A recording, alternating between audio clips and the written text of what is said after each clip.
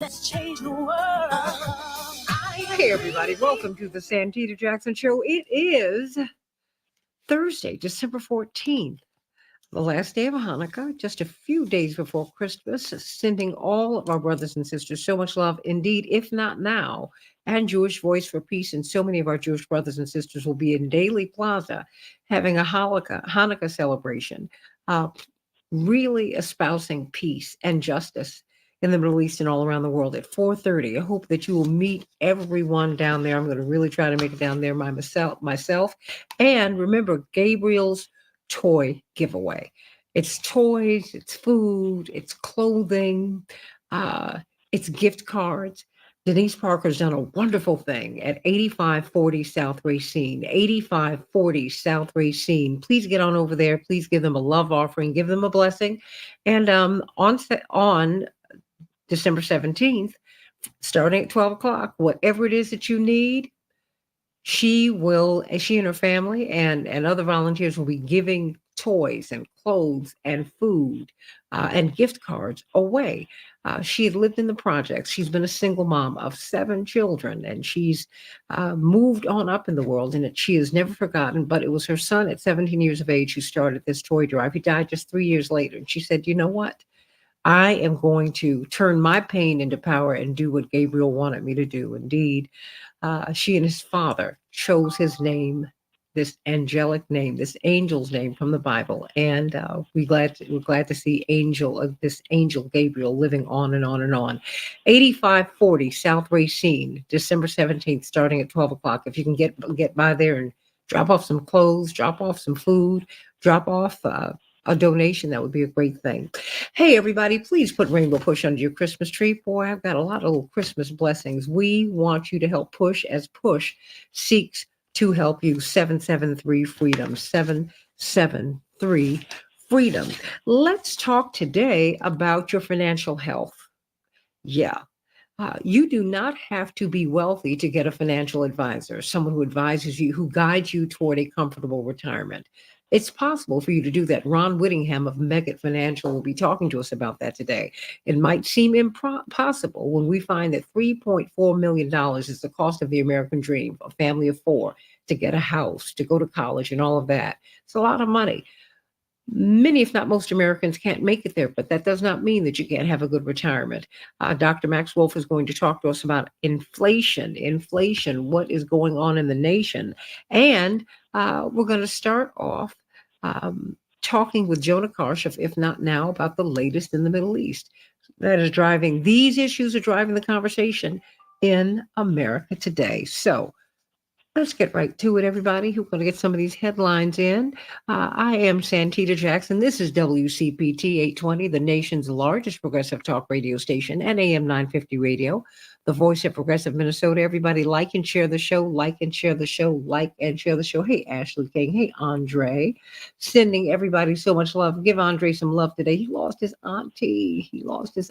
She is gone to be with God. So I'm going to pray for you today. House Republicans voted to formalize an impeachment inquiry into President Biden.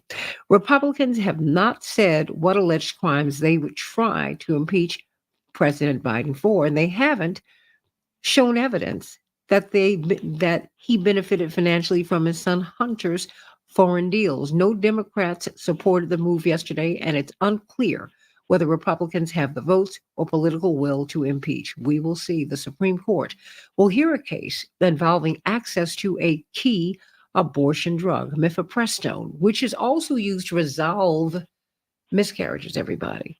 Indeed, more than 50% of terminated pregnancies are done medically. They're not done surgically anymore. But in order to resolve many miscarriages, they use mifepristone because sometimes the embryo or the zygote has not moved, and that endangers the mother's life. Well, mifepristone, which is used in these cases, the Supreme Court will decide by the end of June whether to restrict it. It announced yesterday. The issue of reproductive rights is returning to the forefront of the High Court and of the election season. President Biden met with relatives of American hostages held by Hamas in Gaza. The president's first in-person meeting with the group lasted over 2 hours yesterday. At least 8 Americans remain captive in the Gaza Strip, praying for them, praying that they get home in this holy season. Ohio legislators passed a ban on gender affirming care for minors. We're going to have to talk about that one day. I want to know what you think about that. The bill passed yesterday prohibits hormone therapy, puberty blockers, and gender reassignment surgery. It now goes to the governor. And how many of you have a Tesla? More and more people I know have them. Well, Tesla recalled more than 2 million cars over safety concerns yesterday. Their autopilot systems do not have enough controls to prevent misuse. Wow. In Chicago, we'll have a high of 46 degrees. It'll be clear with some clouds. In Minneapolis, St. Paul, 47 degrees will be your high. It'll just be clear. In the NBA, the Bulls will be playing the Heat. The Timberwolves will be playing the Mavericks. And in the NFL, the Chargers will be playing the Raiders tonight. In the NHL, Chicago will be facing off against the Kraken, and the Flames will be playing the Wild. And those are the headlines on the Santita Jackson Show. Pastor Darius Brooks, how you doing? I am great this morning, Santita. How are you? Doing great. You know, you do the food giveaways during the week. Tell me about those, and will you be doing anything else during the Christmas season? Absolutely. Great Central Church, 10216 South Kitchener Street, Westchester, Illinois, every Tuesday from 5 to 7, and Wednesdays for seniors from noon till 2. Particularly the 19th is our big giveaway and service to the community, 8 different townships, and we don't turn anybody away. This last week, we served over 500 almost families. We'll probably be doing 6 or 7 by the 19th of December. So Grace Central Church, 10216 South Kitchener Street, central.net. If you get confused, gracecentral.net or just dariusbrooks.com. All that information is there. December the 19th is our big day. I mean, when I say big day, that means we got a lot of work to do from the people that comes out and receive from the food pantry. And I mean, y'all, we give everything. I'm excited how God is doing it. Also, Santita, since you shared me what's happening on holidays, December the 23rd is my annual Christmas concert at Grace Central Church. That's, again, dariusbrooks.com. It's for, sometimes I do this so real grown-up people can sit and just really enjoy a great concert without the hidden agenda of entertainment, but just music that just make you sit and enjoy. And of course, I'm working out for that. So December the 23rd, dariusbrooks.com. You can go to there as well. You can also go to dariusbrooks.com for the food pantry. Santita, every day I wake up, I'm excited about me learning how to use this God thing or this thing we go to church, how to put my thoughts in proper perspective, only to wonderfully find out, Darius, if you think education is expensive, you should try ignorance. Everything we need from direction, guidance, compassion, how to do this better, how to make sense out of life is through the Word of God. Rightly divided, though. You can't read it at face value. Second, 1 Peter 1 and 10, of which salvation the prophets have acquired and searched diligently, who prophesied of the grace that should come unto you, searching what manner of time the Spirit of Christ, which was in them, did signify, when it testified beforehand the suffering of Christ, and here's what I love, and the glory that should follow. Santita, in other words, it reads this when you really study the Bible. So, friends, confirm God's invitation to you, His choice for you. Don't put it off now. Do this, and you'll have in your life a firm footing. Santita, if I had to use a thought real quick, it doesn't happen without an invitation. It doesn't happen without an invitation. Santita, there are times in our lives we may ask ourselves or even others to this matter follow-up questions. What do you think about this? How do you think about this? What do you think about this? You want to come to personal places and positions of how we believe or how we do things or what we think, looking for answers. And one have to place their identity in someone else's hands. As a kid, it was our parents. As we grew, it was our experiences. And now this invitation is, where do I go from here? Our next place needs an invitation. God's word says that his word will work good for my good. And Santita, distance and time could be irrelevant when it comes to how bad one wants or needs an invitation for clarity. Lord God, help us by renewing our minds, being healthy. I heard you talking about the Jewish implementing peace and justice and compassion.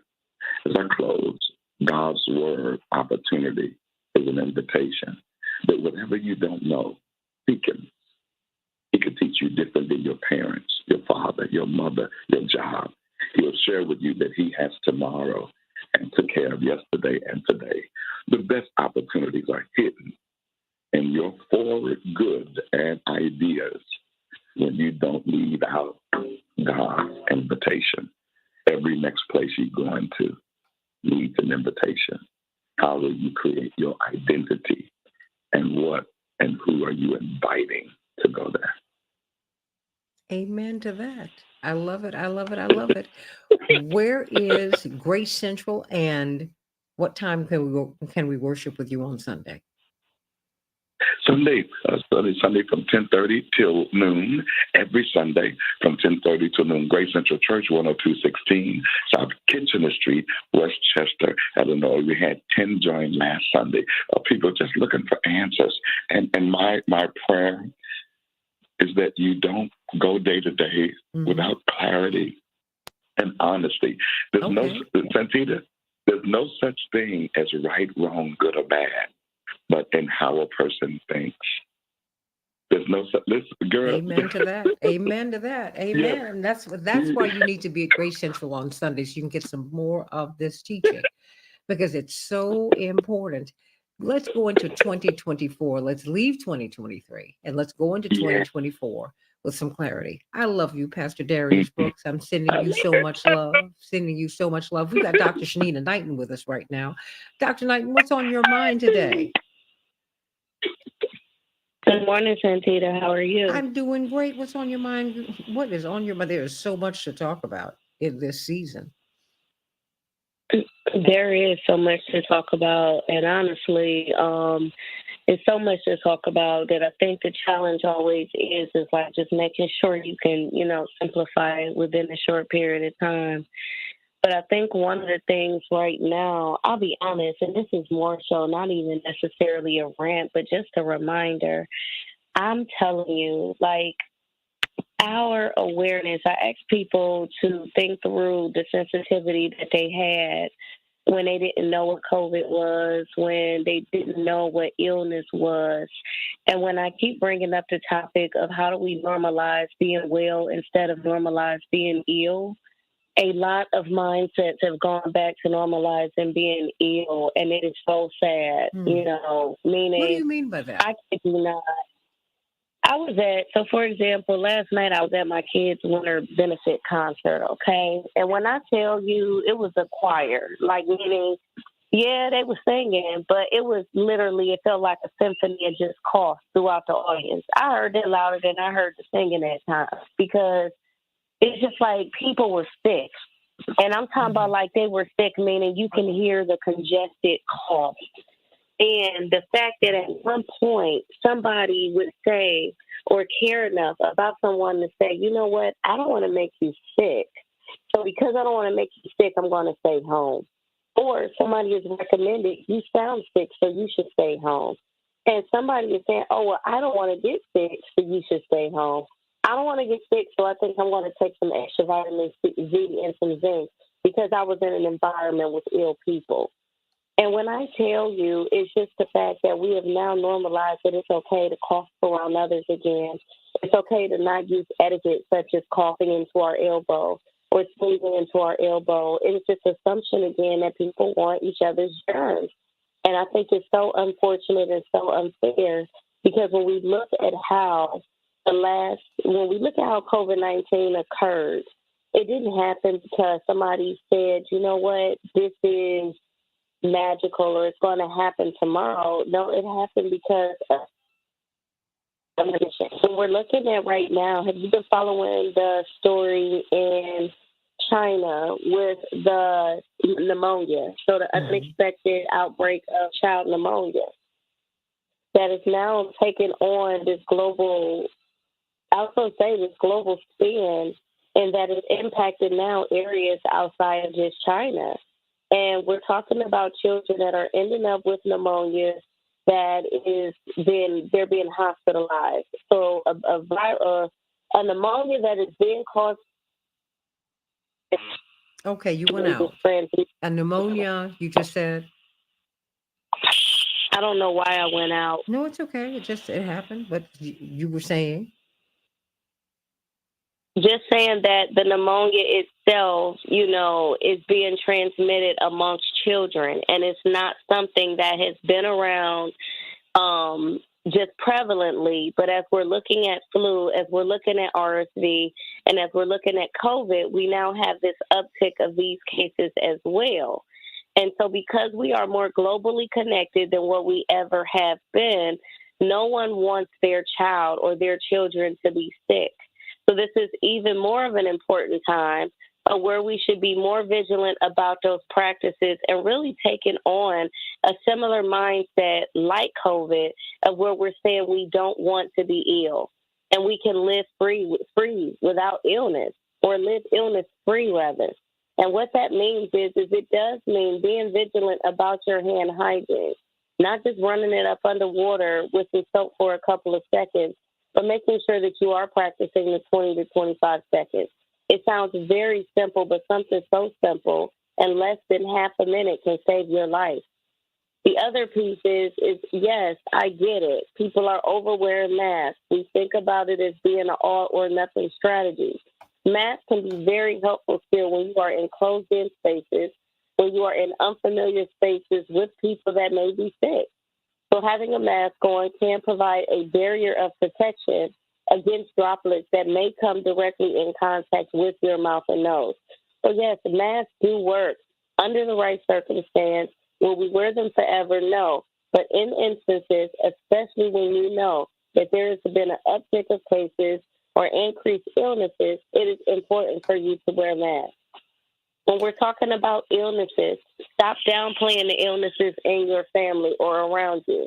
If you hear a friend, a colleague, a coworker, a family member say, hey, I'm ill, I'm not feeling well, and then you see another person that says, oh, I'm sick too, start to take precautions. Start to make sure that you're increasing your vitamin intake, ginger, which I love me some lemon and ginger. Make sure that you're intaking things that are going to help your body to build your immune system so you're not caught vulnerable to those illnesses.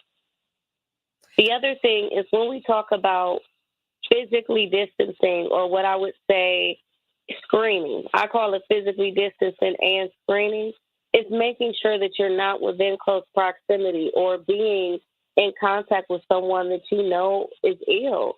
We are not invincible. Germs cannot be seen. So it is important that we are making sure that we are keeping ourselves safe from the germs potentially that we may come in contact with, especially if we know someone that has them. Again, let's normalize being well. Let's normalize being without illness. And let's normalize understanding that, yes, we don't know what germs exist, but we have to stay ready so we don't get ready.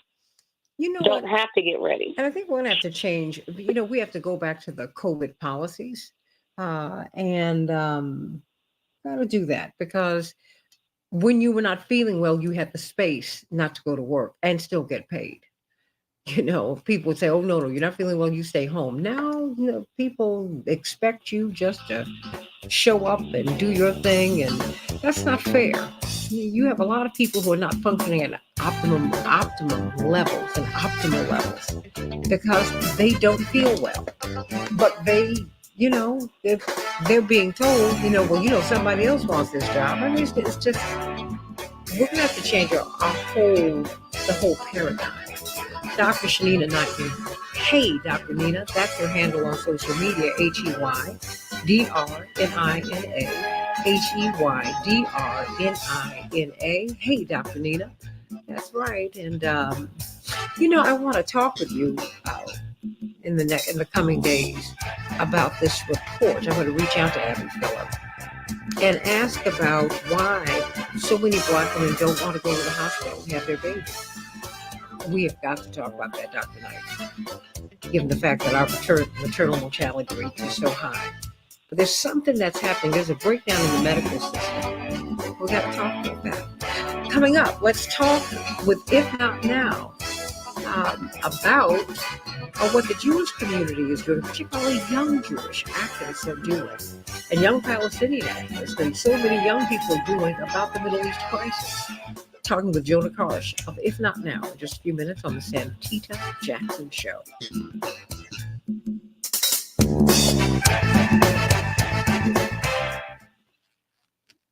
Shanina, how you doing?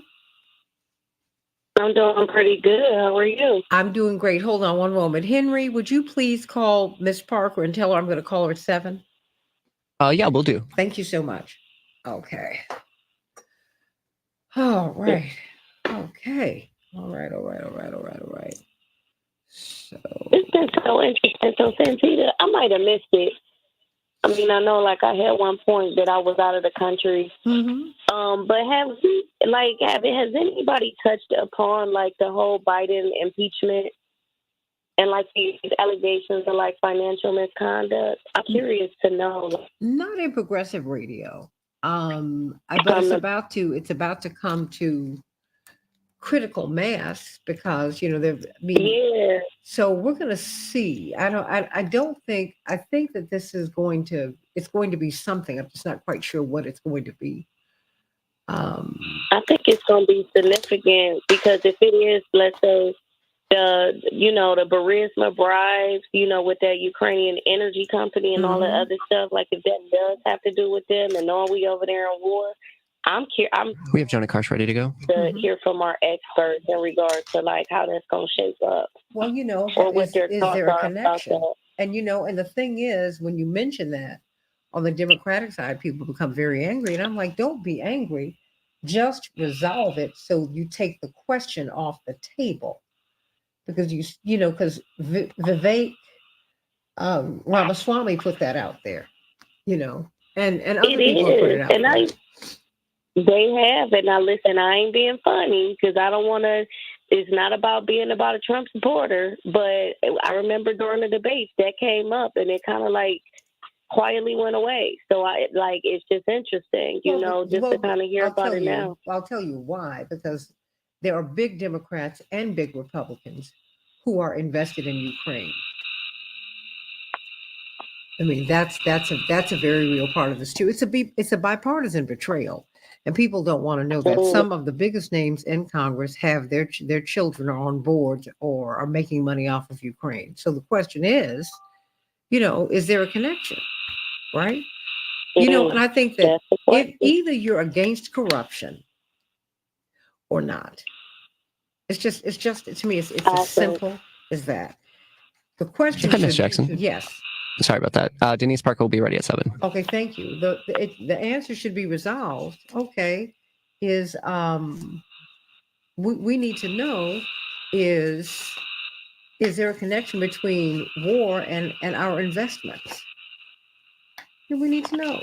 I think we need to know that. I mean, and that for me is because you find that the war machine takes two wings to fly, Democrats and Republicans. And either you're going to be pro-peace or not, and that to me is real simple. I mean, it's just, that's the end of that. My brother, Congressman Jackson, had an interview, Jonah Karsh. How you doing, sweetie? I'm doing good. How about you? Great. And he did an interview on Bloomberg. 2 minutes. Radio. Thank you so much, Henry. And the commentator, I could tell what was completely flummoxed by him. He said, you almost sound like Marjorie Taylor Greene. He said, no. He said, I just have questions. Resolve them. That's all. He said, you shouldn't make the questioning a partisan issue. It's ridiculous. Ask and answer the questions, and then let's move on. That's all. I agree. I do. And the thing is, we don't know what we don't know, right? That's right. And you know what? And then you find out and you can say, you know what? You all were on a political or a partisan. You were on a partisan witch hunt. Shame on you. And half the time, that's what it is. But some of 60 it's seconds. partisan. Thank you so much. Some of it's partisan, some of it isn't. You know, there's always a backstory. And you got to know in politics, there's always a backstory. You know, and so that's why you need to know who's supporting what. And, you know, you can't overtalk because you don't know who's who. And you don't know what's what. That's the thing. So let's stick around. I've got Jonah. I'm always so glad to talk with Jonah. Mm-hmm. I'm so glad you're with us today. And, you know, let's amplify this event at 4:30, okay? I'm going to ask you about that first, and then we'll go into these other issues, all right? Sounds good. Okay, fantastic.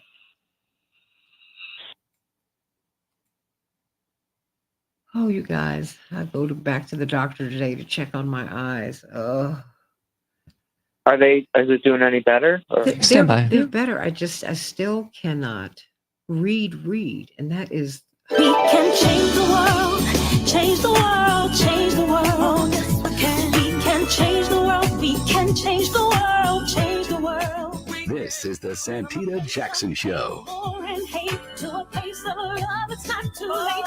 Gotta save the children, we can't wait. Let's change the world. Hey everybody, welcome to the Santita Jackson Show on WCPT 820, the nation's largest progressive talk radio station and AM 950 radio, the voice of progressive Minnesota. We've got a lot going on in this holy season. You know, we've had the season of Eid for our Muslim brothers and sisters, and this is the last day of Hanukkah for our Jewish brothers and sisters, and of course, we're moving into one of the two highest holy days in the Christian calendar, Easter, of course, marking the crucifixion of Christ, Jesus the Christ, and this is the season in which we celebrate his birth. And this is the last day of Hanukkah. So happy Hanukkah to our Jewish brothers and sisters. I'm going to ask Jonah Karsh, if not now, what is Hanukkah? What and how is it significant? I was going to ask you another question first, but this just popped to mind. You know how I do. What is Hanukkah and what is its significance, particularly now, as we are, as a human family, not just as members of the Jewish community, that segment of the human family, but as we are looking to resolve matters of war and peace and justice and injustice. I mean, where does this holiday come in, Jonah? Yeah, well, thanks again for having me on. Hanukkah is, you're throwing a curveball at me, making me go back to Hebrew school here. Thank you. But no, it's the most, at least in the United States, actually the most celebrated Jewish holiday. I believe I was reading that over 70% of Jews in the United States light Hanukkah candles. The word literally means rededication, and it commemorates a military victory of the Maccabees against a foreign occupation of Greeks of the Greek dynasty, Assyrian Greek dynasty, and the taking back of the temple. And in some ways, you could say, "Oh my goodness!" A lot of people like to say this is a militarist holiday. This is all about why we should support Israel in this moment. We have a different take on it. Hanukkah is to us. It does commemorate a military victory, but it's a military victory against a foreign occupation, and it was about Jews in the land being able to live out their lives in peace and security with dignity, and 8 nights because there is the famous miracle of the oil, where when they went back into the temple, the eternal light, the Ner Tamid, as we call it, that is supposed to stay always on in any temple or synagogue, only had enough oil to last for 1 day, and they needed to get more oil, and they weren't able to get oil for 8 days, but the light stayed on somehow for 8 days, and that's sort of the miracle of the light. And so we are in this moment trying to embrace the spirit of Hanukkah that is about bringing the light in the midst of the darkness, about justice and peace and security for everyone. And look, like, if you look really closely at the Hanukkah story, these Maccabees, they were kind of religious zealots and guerrilla military, and it's not everything that we're about, but we understand that this is such an important part of our tradition. It's been around for thousands of years, and we celebrate it as Jews, and so much of Judaism over time is about questioning and interpretation and using our traditions to fight for the values that we were raised with, and so that's what Hanukkah means to us. Well, indeed, and that's what we find ourselves in the midst of that moment. Just those of us who are Jews and those of us who are not Jewish, we are questioning, and we are looking for a miracle. We are looking, and we're looking toward the light. And the light to me is peace, it's love, it's salvation, it's justice.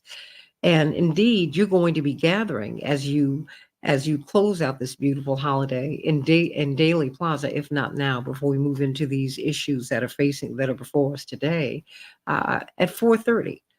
And you're inviting not just members of the Jewish community, you're inviting everyone to meet at Daily Plaza. What's going on? Yeah, that's correct. All are welcome, Jews and allies.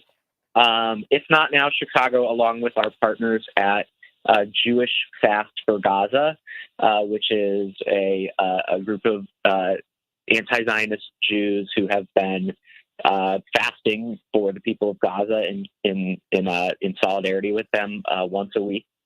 In addition to our partners at Jewish Voice for Peace, those three organizations are getting together at 4:30 today at Daily Plaza for a Hanukkah vigil, which will be followed by a musical march. Hanukkah means rededication. So tonight we are using this last night of Hanukkah to rededicate ourselves to the struggle against apartheid and occupation and against the genocide that we see going on in Gaza. And so we're going to sing together, light the Hanukkah candles. It's the 8th night, so you'll get to see the menorah fully lit, and commit ourselves to solidarity with the people of Gaza. And all are welcome. There will be music. There will be sufganiyot, which are the traditional jelly donuts. There will be lots of glow sticks, tea lights, a lot of bright lights, and we're looking forward to it as an opportunity to bring in the light in this moment and be in solidarity with the people of Gaza. You had me at jelly donuts. We used to have them in my preschool and my nursery school. Thank you, because we had the menorah, and we would light it. We celebrated these major holidays. I'm so grateful for the Hyde Park Union Church School on the University of Chicago campus, where each one of the Jacksons, all 5 of us, went. We all attended. Let's get into this. You have had Bernie Sanders in your crosshairs for a minute because you said, look, he's not calling for a ceasefire. We're not just disappointed. We have another expectation of you, Senator Sanders. And now it seems like he's coming around the bend. I mean, he asked President Biden to reduce aid to Israel by $10 billion. I think that's a big development. What do you think? Yeah, we're thankful that Senator Sanders did that, and to us, that's a no-brainer. So Israel, in general, gets $3.8 billion of unconditional military assistance from the United States every year. That's just in normal times. That's part of a memorandum of understanding that was signed during the Obama administration, and it's reauthorized by Congress as a yearly allotment, usually when the annual defense bill military budget comes out. And that's basically a subsidy for the American weapons industry because Israel is required to spend increasing amounts of that money every year. It may even be up to 100% now on American weapons. So there are people that are profiting from this. And in addition, there are no conditions written into that aid around human rights. There are human rights laws that exist around the way that American weapons are used. But like the Leahy law from former Senator Pat Leahy, who recently said that, by the way, the Leahy law, it doesn't really seem to be applied to Israel. He's retired, and he just said that in the news recently. So we need stronger conditions. And in the middle of a war, the idea that we are going to give $14 billion more in unconditional military assistance to Israel is totally inconsistent for those that are calling for a ceasefire. If you want the war to end, I don't really see how you give not only more money, but 5 times roughly more money than Israel's getting on a year-to-year basis, and to not do it with any conditions. Now, what Senator Sanders is proposing was to get rid of $10 billion of that. The other portion of it was for defensive military systems like Iron Dome, and that makes sense. But it's important that we're not funding offensive, or really, in our opinion, any more weapons to Israel at this point, anything that gives them cover to continue this war. So we thank him for that. We also saw him yesterday come out and urge President Biden to support the humanitarian ceasefire that had come forward in the UN, but unfortunately at the Security Council they vetoed. And it's unclear whether Senator Sanders is envisioning that as a temporary ceasefire, is similar to some of the humanitarian pauses that we've seen, or as a permanent ceasefire, a lasting ceasefire to end the war for good, which is really what we're hoping for. But we're having trouble getting alignment with him on this one issue. We are really happy that he's the biggest leader in the Senate, maybe in the whole Congress, on making sure that Israel's not going to be getting weapons and military aid, let alone $10 billion worth of them, if they're going to be using them to carry out this genocidal campaign with no strings attached. I want you to call us at 773-763-9278. What do you think? I mean, most Americans now, and the numbers have been trending in this direction since October 7th. It's been very, very interesting to watch this happen. Most Americans support a ceasefire. More and more Americans are actually supportive of Palestinians. So let's go to the second part first. What happened? Because it seems like there's been a sea change in thought, from Palestinians being unmentionable to now they're being viewed more sympathetically. What's happening? Yeah, I think one thing that happened is that this is not historically an issue that people vote on. It's not in the news every single day. We have lots of issues at home with our domestic politics. We had various other wars in the Middle East that took up the news for many years. And so I think that most Americans didn't think about Israel-Palestine that much. And perhaps those that did, we do have a sizable Arab American and Muslim population in the United States that has, for many years, stood in solidarity with Palestinians. But we have an enormous evangelical Christian Zionist population in the United States, which essentially can explain lockstep Republican Party support for Israel. So the lobbying group Christians United for Israel, which is an evangelical Christian Zionist group, has more members in the United States than there are Jews in the United States. And in the Jewish community as well. There was historically lockstep support for Israel, although there's always been dissenting voices, and we're seeing that increase.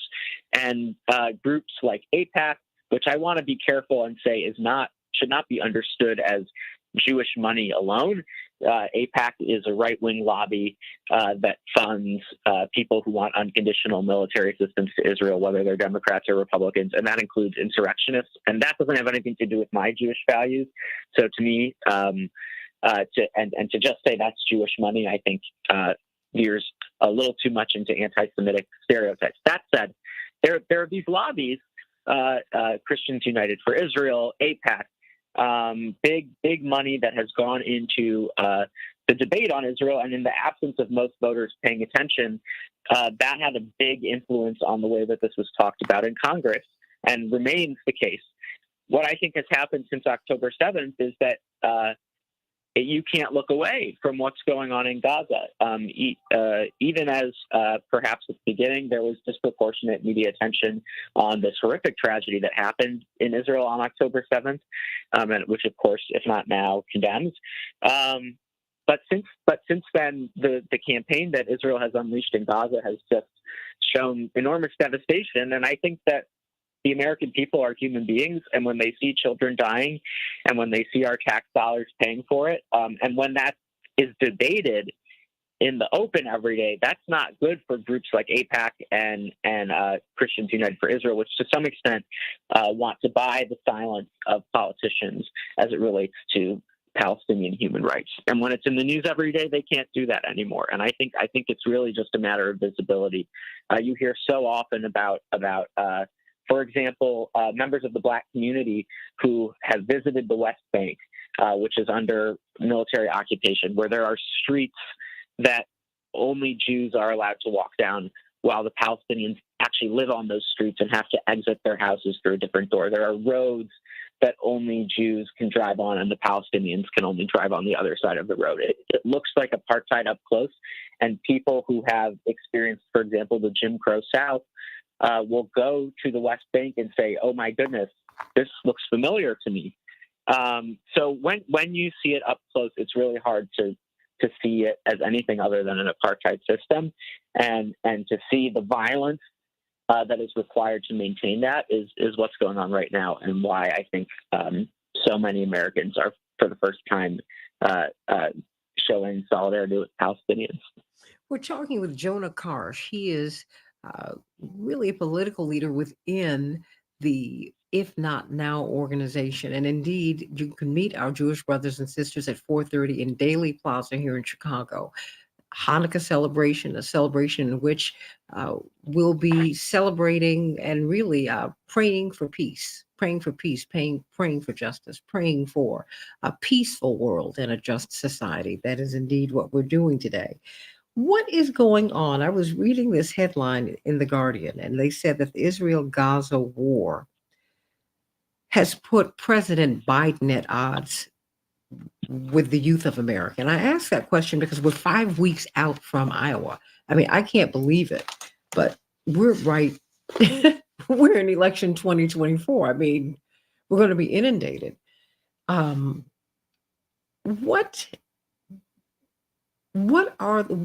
do the youth of America want from President Biden? And is there any way that he can regain their support? Yeah, it depends on which youth you're talking about. Everyone's going to make their own decision in terms of who they vote for. But what I will say is that this is a generation that is more progressive than many generations. Or in the polling, you see more progressive attitudes from youth than any other generation. I think that's historically true, but especially true of my generation. I'm 23 years old, and just think about the milieu in which we were raised. So I was born in the year 2000. So my first consciousness was around the war in Iraq, the 2008 financial crisis, the election of Barack Obama, which promised transformational change that didn't entirely materialize, the election of Donald Trump, the Black Lives Matter protests of 2020 in the wake of the murder of George Floyd, and a COVID-19 pandemic that exacerbated the inequalities that we already saw in our society, and the Bernie Sanders campaigns for president, which talked about that too. So I just think my generation is so attuned to the inherent systemic racism in our society, to the white supremacy in our society, to the economic inequality and wealth hoarding in our society, and we've seen more power come to the left wing of the Democratic Party that calls those things out. President Biden I don't think would have gained the support of young people if he didn't at least give some lip service to that in 2020. But what I think President Biden has to understand is that for most youth, those attitudes about a just society don't stop at the borders of the United States. We believe in that around the world. And when we see our tax dollars being spent on bombs that are being dropped on children, of course we're going to have a problem with that. Wait a minute, when you say that, your voice breaks. You're like, wait a minute. I mean, I'm serious. Yeah. Because the world that you know is different than the world I've known. We had to fight to get not just a Black person, but the bottom up, the Black perspective put onto into the American presidential agenda. I mean, Reverend Jackson's campaign was not just about having a Black person considered for the presidency. No, because you can have Black, right wingers. That's no. This was about getting the progressive perspective. Even Bernie Sanders, Senator Sanders was on my show. He said, Santita, you have to understand, Reverend Jackson not only opened the door for Black people, but he opened the door for progressives, for a white progressive like me, because he came out of our campaign. And you see a new world. You're looking at the world as it ought to be. And you are really pushing for that, Jonah Karsh. I think it's important for us to say that. So when I hear, I'm not teasing you about your voice breaking, you're like, but of course, this looks crazy. And yet there's still some resistance, right? The American public is way ahead of Congress and the president on ceasefire and on healthcare.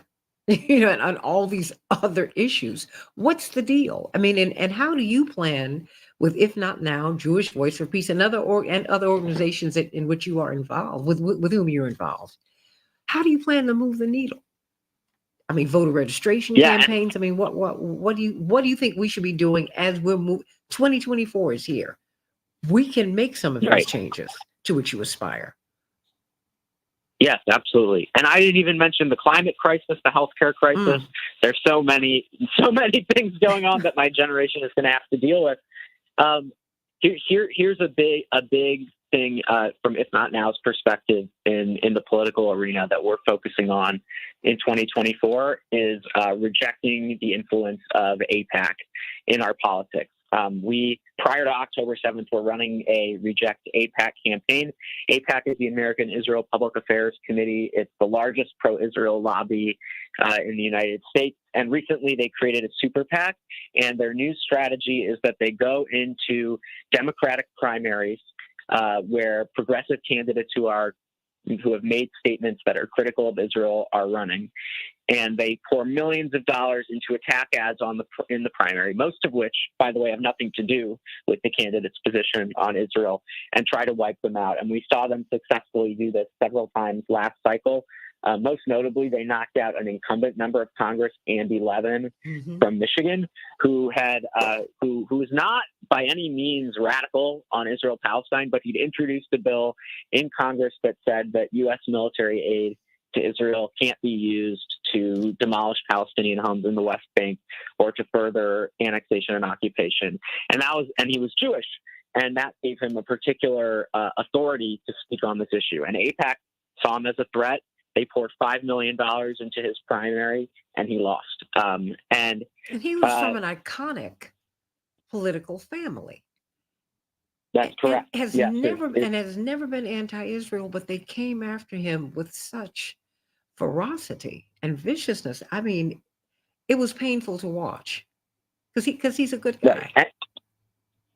And anything other than unconditional support for Israel and military aid to Israel and really the status quo, which is a regime of occupation and apartheid, is unacceptable to AIPAC.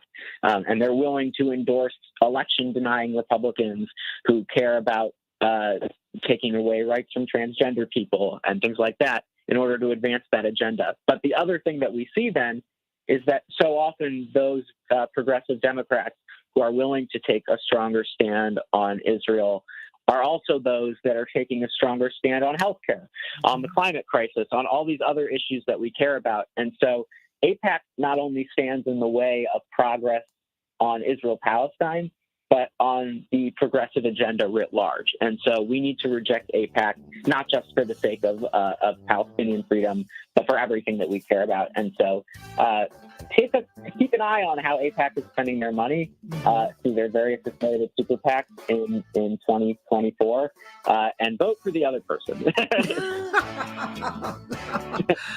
did you say? Because they $100 million, they are planning to take the squad out. They already have, and they're going to use people who look like the squad. They're going to find a Palestinian American or someone aligned from the Arab community to run against Rashida Tlaib. slave. They're going to do that. They found a black man to run against Jamal Bowman. They're going to do that. They're going to do that. But this is power. This is power. The Koch brothers are doing it. So while we're looking at APAC, we need to look at Big Pharma. We have a whole lot of industries, Jonah, that we've got to examine, and we've got to push back on corporate power, right? Because I don't want people to drift into anti-Semitism. It's just APAC. No, APAC, they're flexing. There's no question. And Israel is their bailiwick. That's their thing. But guess what? You have a lot of other people flexing in D.C. and to your disadvantage. What's happening at 4:30 today? Yes, again at 4:30 today, Jewish Voice for Peace, If Not Now, Chicago, and Jewish Fast for Gaza will be meeting up in Bailey Plaza for Hanukkah vigil and musical march commemorating the 8th night of Hanukkah and in solidarity with the people of Gaza. And there will be sufganiyot, jelly donuts available, first come, first serve. So we hope to see you there, whether you're Jewish or not. Jelly donuts. And the Festival of Lights, Hanukkah. Sending you so much love. You know what, Jonah? You got to come back so we can talk about healthcare. So that we can talk about so many other issues. I want to hear your voice. Because we're in election 2024, young man. I want to hear your voice. Okay? Appreciate it. All right, 4:30, Daily Plaza, everybody. If not now, going to get those jelly donuts. And really, we're going to come together in solidarity with our Jewish family to celebrate the Festival of Lights, Hanukkah. Let's talk about your retirement, your financial health, your financial future with Mega Financials. Ron Whittingham. Back with more of the Santita Jackson Show in just a minute.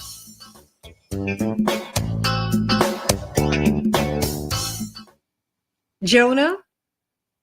Yes. Thank you so much. But I want you to come back and talk about, we're about to move hard into this election season. And while the Middle East is absolutely important, I think you should be talking about healthcare and these other issues that you just illuminated and others. Okay. Let me know if you're open Not to as that. much my area of expertise, but if you think my voice would be helpful. Well, yeah. I think it would be helpful because I'm not just looking for experts. I'm looking for opinions. Most of us we're not policy wonks on all of the widgets of life. Okay. But you do have an opinion. I tell you what, you might not be an expert on healthcare, but you will have an opinion when you get a healthcare bill. You just get a little older, get off your parents' insurance. Trust me. You are going to get some opinions real fast. Okay. So I just want you to know I want real people's opinions. So you don't have to say, I know I read this study. No, you can read a study. That's great. But, healthcare is real. Climate change is real. These issues are real and you've got opinions and I want you to be heard. Okay. Yeah, absolutely. And happy to connect you to organizers that are working on that as well. Absolutely. That would be helpful. And I will have them on, but I want you on too. Okay. I'm not backing off of that. Thank you. Okay. I know he's like, oh, this woman, she's going to drive us all crazy. And if not now, she's going to drive us crazy. But I believe in you, and I'm very excited about all the work that you're doing, and I want to give you a platform so that you can talk. Okay. How's it going, Santita? Is this Ron Whittingham? This sure is. Before you go, say hello to Jonah Karsh from If Not Now. He is about to leave. He's like, oh, Santita, please let me go. This is Ron Whittingham. Ron Whittingham of Mega Financial. And thank you so much for being with us, Jonah. Yeah, thank you for having me. Absolutely. Blessings to you. How you doing, Ron? Thank you for being with us today. Oh, happy to be here. We also have Denise Park ready to go. Okay, fantastic. Okay, I'm going to have 1 or 2 live reads, and then we're just going to keep it moving. Okay, wait a minute. Ron, thank you for being with us. And I promise you, Ron, it's going to be painless. Oh, you always make it that way, so I appreciate that. Oh my goodness! And early next week, let me know when I heard your dad was sick. Is your I will. How is your dad? I heard he's sick. Is he better? He's much better now. He got COVID, but Oh, that's great. it didn't take him all the way under, but he had to go into Shirley Ryan for a couple of weeks for therapy. Every time he has a bout with anything, they take him in. And so it's very, very helpful. But he is eager to speak with you. Yeah. So obviously with the holidays, schedules are a little tight. But maybe after Christmas we can that week after the New Year we can do something next week. Well, let me know if you have any for a couple time. days. Well, let me know if you have any time next week, just for a few minutes. He wanted to ask you a couple of questions. It's not, and you don't have to come over to the office. He just wanted to reach out to you on the phone because he wants to make some phone calls. I can find time. Yes, if you could, because he wants to make some phone calls. It'll be better if it's earlier in the day. Yeah. Because, I'm an early guy. Not as early as you, but I'm early. Well, the thing is, what he does is, as he talks, just so that you know, he'll pick up the phone right then and there. That's how he does things. So that's what he is looking to do, like right then and there. Okay, so if we can do that. I mean, I think the big one would be CTU. So that would be, that would be helpful. Absolutely. I think he has do something there. He has a couple of other ideas. Okay. Yeah. Great. So he just wanted to be clear as he does that. Okay. Because he was about to make the call. I said, wait. I want to make sure we're going to do the right thing. Doing the right thing. Yeah. Wait. Yeah. Because you mention it to him, he is like there immediately.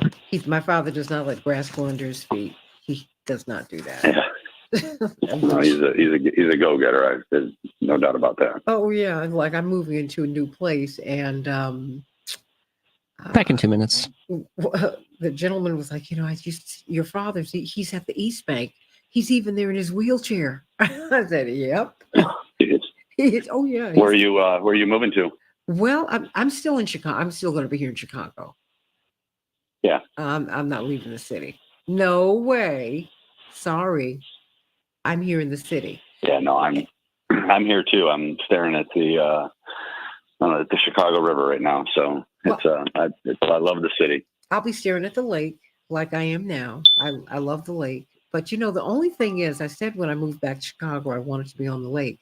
It is so cold over here, Ron. Goodness gracious. Yeah, the wind. Yeah. No, it's 10 degrees colder than it is every place else. I'm like, well, but I grew up over here, so I never knew. I didn't know that it was so blinking cold over here. I'm like, what? This is. I remember watching back in 60, and it always said cooler by the lake, and I never knew what that meant until I lived near the lake. So I didn't know what that meant. Now I do, and I'm mad. Just so what was I thinking? Yeah.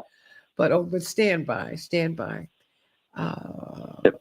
Okay. All right. Coming in. Denise, are you there? Yes. Oh, Good Denise, morning. the who, the what, the why. You will be on tomorrow with me at 6:30. That's it, because we want to let you talk about your background and everything. Okay. Okay. The who, the what, the why. And I need you to be a little closer to the phone. And Okay. oh, there you go. That's perfect. Ron, she's got a tremendous toy drive. Her son died just a couple of years ago, and he started a toy drive at the age of 17. And she has continued. Oh yeah. And she's continued with his toy drive. He came out of high school early, was in college, and he had a seizure and passed away. And now she has a toy drive, but she gives away toys, clothes, gift cards, food, and to anyone who needs it. We can change the world, change the world, change the world. We can change the world, we can change the world, change the world. This is the Santita Jackson Show. War and hate to a place of love, it's not too late. Gotta save the children, we can't wait. Let's change the world. Hey everybody, welcome back to the Santita Jackson Show, WCPT 820, the nation's largest progressive talk radio station at AM 950 radio. It's a joy to be with you today. Let's talk about our financial health. As we go into 2024, there's some things that we need to leave behind, and that is we know that inflation is real. We know that. But now, what are you going to do about it? Can you still get ready for your retirement? Even if you are not a wealthy person, can you really come together? I mean, pull together your salary as a working class person, as a middle class person. As the American Dream now costs $3.4 million. Investopedia just published those findings. Unbelievable for a family of four. Many of us can't attain that, but that does not mean that you cannot get have a solid foundation for your retirement. And that is what Meckett Financial, one of the sponsors of this program, does. I love working with socially conscious companies. And one of the things that I love about Meckett Financial is that they focus on working and middle class people. They focus on union people. They focus on people like you and me. So we're going to be talking with Ron Whittingham in just a hot second. But I want to get some of these headlines out the way here on WCPT 820, the nation's largest progressive talk radio station, at 4:30 today. I hope you'll meet, if not now, and members of the Jewish community as they celebrate the Festival of Lights, as they celebrate the last evening of Hanukkah. They'll even have some jelly donuts there, but they're going to be really coming together with all of us. You don't have to be Jewish to be there. It's about the human family coming together under that particular umbrella. And so please be there today at 4:30 in Daly Plaza. They'll even have some jelly donuts, but you better get there early because, first come, first serve. Let's get some of these headlines out the way, everybody. And according to the Washington Post, House Republicans voted to formalize an impeachment inquiry into President Biden. The Supreme Court will hear a case involving access to a key abortion drug, mifepristone, also used to resolve miscarriages. And indeed, more than half of pregnancies are terminated using this drug. Will it be allowed to go forward to be used by American women? We will see. President Biden met with relatives of American hostages who are being held by Hamas. Will they be released? We hope so. Ohio legislators passed a ban on gender affirming care for minors in Chicago. We're going to have a high of 46 degrees today, clear with some clouds. Minneapolis, St. Paul, 47 degrees, clear with some clouds. And in the NBA, an active night tonight. The Bulls will be playing the Heat. The Timberwolves will be playing the Mavericks. In the NFL, the Chargers will be playing the Raiders. And the NHL, the Chicago team will be playing the Kraken, and the Flames will be playing the Wild. And those are just some of the headlines. Adding to my headlines, I hope you will go to 8540 South Racine. Denise Parker has she and her family have a tremendous toy giveaway, Gabriel's toy giveaway. It's in the name of her son who made his transition. But you know what? He left this legacy. He started this toy drive at the tender age of 17. And you can get toys, you can get food, you can get gift cards, you can get clothes.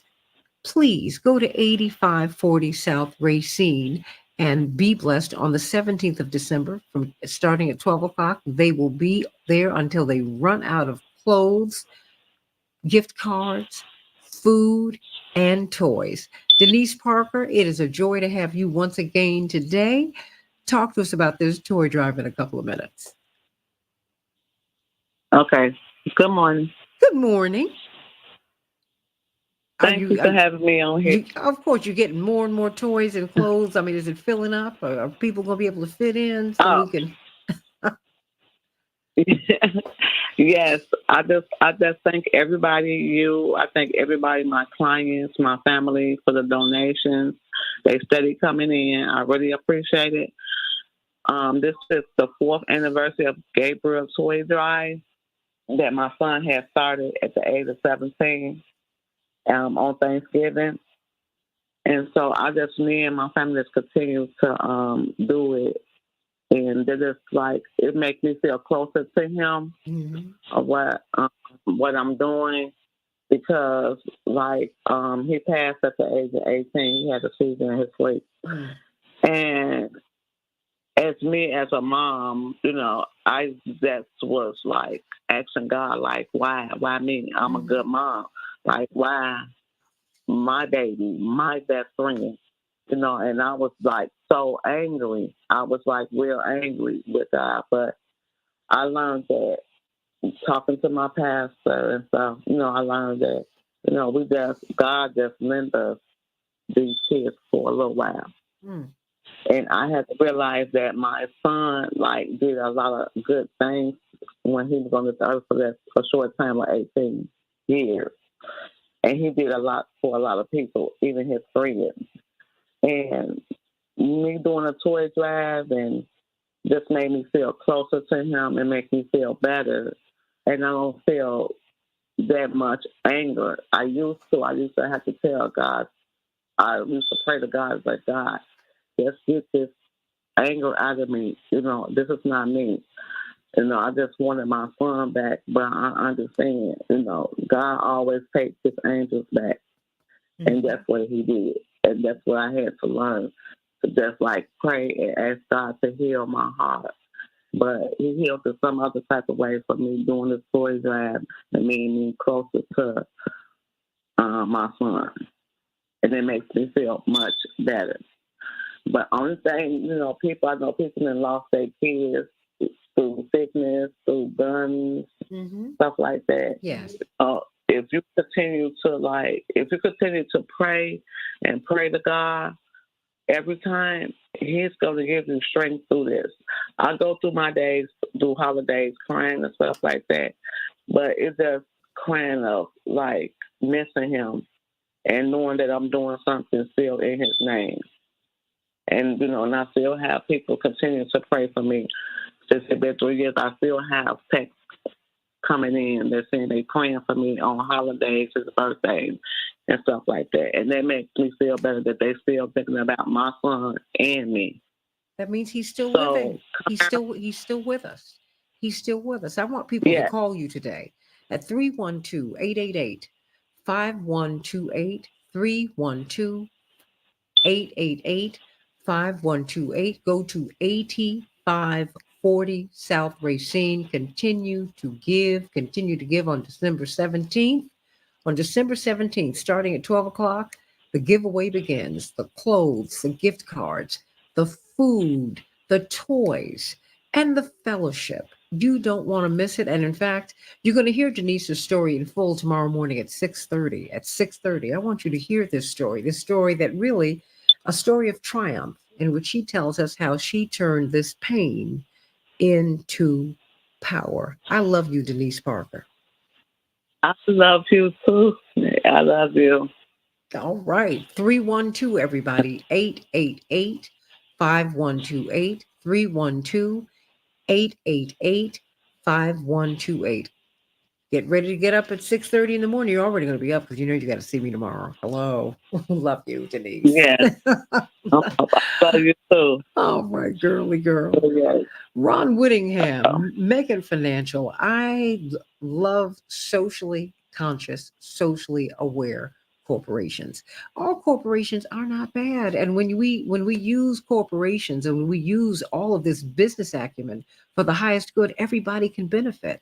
And that's one of the things that I love about Megan Financial, that I don't have to be a rich person to have a financial advisor. I don't have to be a rich person to really have someone work with me to craft a plan so that I can have a comfortable retirement. Do I have that right about Megan? You sure do, Santita. Good morning. Good morning. Good morning. Where do we begin?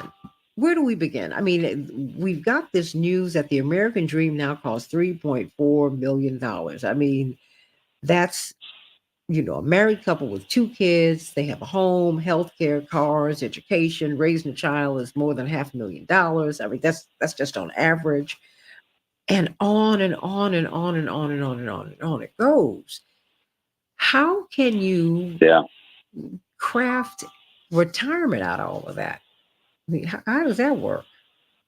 Where do you begin? Well, I mean, I know you mentioned that, first of all, you talk about corporations being socially conscious. I mean, I've been working with working class people. I refer to them as the mass affluent because I do think they do have a lot of money and benefits. But it started with 3 of us. So we were a very small corporation. Now we're a larger corporation, but we haven't lost that culture on how we started in that culture is helping working class people retire and retire the right way. But why working Fortunately class for us, people? Well, I mean, why did you? I mean, that's because just that's a very unusual approach. I mean, you see the average person waiting out on the bus stop, the average person, pumping the gas in their car, the average person working. You're like, wait a minute, I can help you be able to retire comfortably. Talk to me. yeah. I mean, I'm a South Side kid. My mom is a retired school teacher, so I think I just relate better with the people that I grew up with, and that's kind of what we focus on. Most financial advisors, you have to have $500,000 even to get in the door, and we don't have account minimums, so we help everybody. So you don't have account minimums. What does that mean? Well, it just means that you don't have to have, any sizable chunk of money to invest with us for us to talk to you. You can come in the door and we can create a plan for you. And it's this time of year to do that. It's New Year's resolutions. People going to get in the gyms, going to get in shape. And a lot of people do the same thing with their finances. All right, I'm going to start this new year. I'm going to start with a plan. And that plan, if you're out there, you need to start when you're younger. Because you mentioned that $3.4 million. That's to live, right? Yes. That's to live. How you can't work forever though. What are you going to do when you retire? So when you don't want to work anymore. If you can't work anymore, right? I mean, because things happen. So okay, we're coming to the end of the year. We're going into the beginning of the year. Say whatever our financial situation, how can Megget Financial help us? I mean, if we want to get even, if we said, I'm not where I want to be financially at all, but I need to get there. Yeah, how can you help me? Yeah, and I would say the vast majority of people feel that way. Mm-hmm. If you take a look at these surveys on how many people live paycheck to paycheck, and it truly is amazing. But you have to. So I guess I would answer that question two different ways. If you're fortunate enough to be in the union here in the Chicagoland area, you can. You just have to understand your benefits. A lot of the retirement savings is done for you by the union. But your job, even as a young person, is to understand what those benefits are and the impact that they'll have on your lives and how to maximize those benefits. So if you're a union person, we have relationships with most trades here in Chicagoland. So we understand your benefits. You can come to us, we can explain them to you, and you can understand your plan. If you're not in the trades, you don't have a pension like the most of us, you need to create a plan, because like you said, you can't work forever. And the real easy math, Santita, is this. So if you want, let's say, you're going to have Social Security when you're 65 or whatever. Let's say that's $40,000, and let's say you want another $40,000 in retirement. The way the really easy math is, okay, I want $40,000. You add a zero, so you need $400,000, and you multiply that times 2. So to create that $40,000 income stream, you're going to need $800,000 when you retire. And the thing of it is, think about it. The more time you have, the easier it's going to get to that $800,000. So if you're starting late, either you got to take on more risk, invest in the market, which, by the way, the Dow Jones closed at an all-time high yesterday, which, with all this craziness going on, is you think it's crazy, but you need to start early to get that number to where it needs to be, so you don't have to work when you're 70 years old and be afraid. But let's say, what if I come to you at 40 or 45? I mean, some people have worked, and people have lost their jobs. Corporations have downsized, or they've gone in another direction, and people don't have the jobs that they used to have. What would you advise someone to do then? Can they still come to you? For sure. Yeah, certainly. And we would just try to create that plan for them. And I know it's not easy. Mm-hmm. Like you mentioned inflation earlier in the show. You're just trying to live. You have to have a job. You have to get to work. You have to have shelter. You got to feed the family. Now with the holidays coming, my son really wants that, that gift, or my daughter wants this. Education, depending upon where you're at, costs money. Everything costs more. So trying to find money for retirement is harder and harder, as we kind of all get older. And the thing of it is, that's the first thing that people remove. They're like, oh, you know what? I'll deal with that. I'm not retiring for 20 years. I'll deal with that next year. But then you keep kicking that can down the road, and then you're really behind the 8 ball when it's too late. Is there, well, until it is too late, is there, if you are you looking at college kids, even talking to them, as they, and kids and young people are moving into the vocations, into the trades? I mean, are you looking to reach them so that they can know, just coming right out the starting gates into the workforce, that this is what you need to do? I mean, would you advise young people, I mean, just the very, very young, start on that retirement plan immediately? Because you're not thinking about that in your early 20s. I mean, you're not, but you should be, you're saying. There's no doubt about it. I was on Joan's show yesterday, Santita, and they had a caller call in, and the caller asked, hey, he said, my wife worked as a CTU teacher for 1 year. She got injured, or she was disabled and she couldn't work anymore. How do I collect that pension? So in that instance, that caller, his wife, you have to vet for a pension before you have to be in there for 5 years before you can qualify for a pension. So the story is these young people, when you're in these trades and these jobs, you have to understand your benefits so you don't lose them like that individual did. Now, granted, she was disabled and she didn't have a choice. But there's a lot of people out there that'll have a job, then they're like, oh, you know what, I really like this job better. The grass is greener. I'm going to go over here.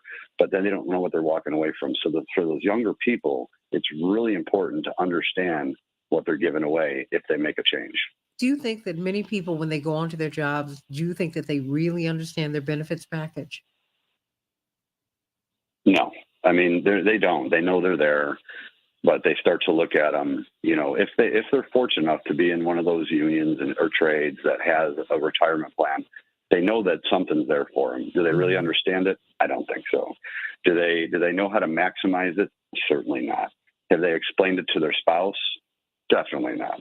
So again, our firm, what we do, we will sit with you. We'll sit with you and your spouse, your significant other. And if you're in one of those trades, we'll explain what the path looks like. And, sometimes there's things that you can do to make that path even better. You can, invest in a Roth IRA or something like that, so you have more options when you retire. And again, the earlier you start, the better off you're going to be, because again, it's always good to have options. The earlier you start, the better off you can be. Is it ever too late to start? I mean, no. I mean, you have to start sometime. So if you're not doing something, you better start now. Yeah, it's really important because one last thing. I don't know how much time we have, but I had an electrician that I retired, and he was telling me, he's like, he was disabled, so he's 55 years old, got his Social Security disability, was able to collect his pensions without a reduction, and he mentioned his next door neighbor, was 70 and had to go back to work. So it was a real concern of his. He's like, God, is that, I'm young, I have to retire because I was injured on the job. Am I going to end up like this guy? And I just explained to him, I was like, no, you have to understand that you have these pensions, these benefits that will never go away. So, and again, he's 55 years old, within 5-10 years of retirement, and he really had no understanding on how it was going to work either. So you don't want to be that person who has to go back to work when they're 70 for insurance benefits, because the cost of Medicare and prescription drugs are higher, or you just can't afford to live. You don't want to be in that position. So the earlier you start, the better off you're going to be. And the more information you have. So you're saying that when I come to see you at Meccan Financial, first thing you're going to do is sit down with me and explain. You're going to look at my benefits package and you're going to explain it to me, show me what I can get out of it. And you're going to, do you construct a budget for me? Well, you have to kind of do that. So we can show you what the income looks like, and then you guys got to tell us what you want to spend, because everybody's different that way. I'm not going to tell you how to live your life, but we can tell you, if you're living above your means, we can show you where the shortfalls are, and the cost of, if you keep doing doing things you're doing. Obviously, I know the younger kids too, Santita talked about why it's important for them. When they go to college, they have all these credit cards that are just like, throwing themselves at these young people, and they don't truly understand it either. So, it's important for them to understand what that debt's going to look like, because, they go spend a bunch of money, then all of a sudden they're walking out with college loans and all this credit card debt. It's a hard pile to get out from under. Can you do me a favor? My next block, I have Dr. Max Wolf. He's one of the top young economists in the world. And he's going to be talking about the economy and inflation. I'd like for you all to meet, because I'd like to ask you a question and him a question, if you don't mind, Ron, about crafting a retirement plan in this inflationary period. And most of us are not financially literate, and I know that is a real goal of yours. And so would you mind you don't have to stay the whole time, but if you could just stay just a little bit longer, would you mind? Sure, okay. Not a problem. Make it financial, everybody. What's your number, Ron? It's 708-444-1090. One more time. 708-444-1090. All right. Thank you. No, stay right there. No. You got to meet Dr. Wolf, because we got to talk about the inflation. Because I want people to go to Make It Financial. You need to do that. You need to know what your benefits are. You need to benefit. You need a retirement. You need to be able to retire in respectability and in comfort. And you can do that. I don't care what your salary is. There's a path, and they've got it for you. Stay right here on the Santita Jackson Show. Dr. Max Wolf coming back up with Ron Whittingham of Make It Financial. Back with more of the Santita Jackson Show in just a moment.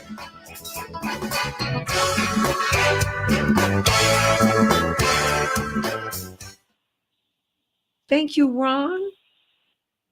Hey, no problem. Okay, but I just want to introduce you to him, because I'm always thinking about that. And, because people will say, a friend of mine who's a financial advisor, she wrote a bestseller. It's called Payday to Monday, because most people live that way. You get your paycheck, and by Monday it is gone. And that is not gone on foolishness. You paying your bills. And that is more true than ever before. And so when you talk about a financial advisor in this context, people are like, but that's something that Dr. Wolf has talked about, budgets. Is Dr. Wolf there? Speaking of, yes, we have him. Yes, good morning. Thanks for having me. Of course, Dr. Wolf. I wanted you to meet Ron Whittingham. Ron Whittingham, Dr. Max Wolf, brilliant economist out of New York. He does a lot of great work. You all should know each other anyway. He has a tremendous... Nice to meet you, Mr. Whittingham. Nice to meet you. He has a tremendous corporation here, and they've been very, very generous sponsors of the show. But I appreciate the fact. I love the work that they do. Dr. Wolf, they focus on working and middle class and union workers, crafting retirement plans for working people, whatever their salaries. And, I have a friend, Lynn Richardson, who wrote a book, Payday to Monday, because so many of us live that way.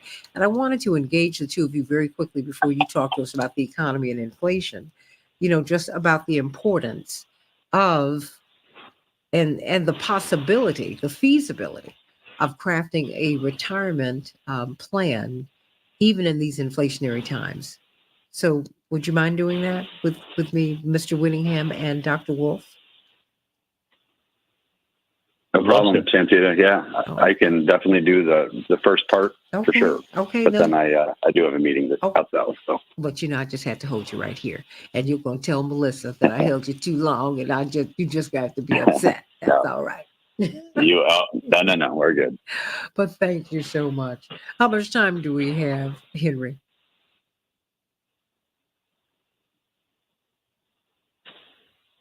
Okay. Alrighty. Okay, I'm going to have a live read as I come back on very quickly, you all. So just bear with me. 2 minutes. Okay, thank you. All right. But I just think it's important because, when people are barely keeping their heads above water today. I've had so many people call and say, I can't come to this event, Santita, because I don't have the money to put gas in my car. Or I just had to take on a second job. I mean, these are people who have very comfortable middle class lifestyles, and so I have to wonder, as several of these people have children, they are now sending to college. Did they have to go into their retirement funds for that? I mean, 60 seconds. there's just a lot going on with people. So stand by. After this live read, I will pivot to you both. Stand by, please.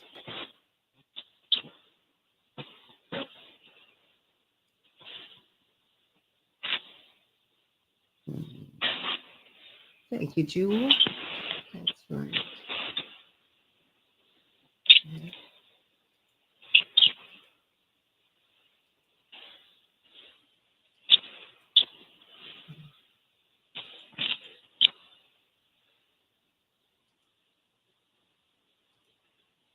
Hey, Jewel.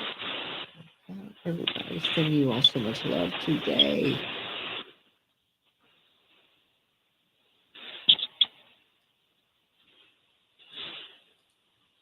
Okay. All right. Coming up. Stand by.